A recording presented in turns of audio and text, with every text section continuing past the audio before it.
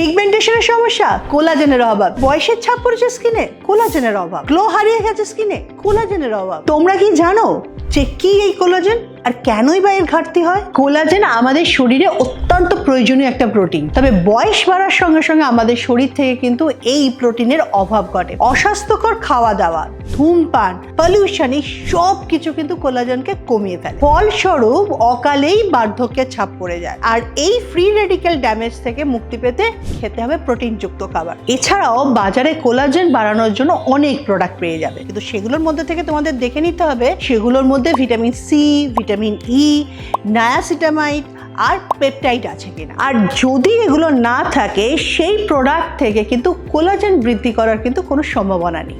তোমরা একটা ট্রাই করতে পারো, সেটা হচ্ছে কেয়াশেড আরোমা থেরাপির স্টপেজ ভি ব্যবহার করো আর কোলাজেন বৃদ্ধি করো আর সুন্দর হয়ে ওঠো।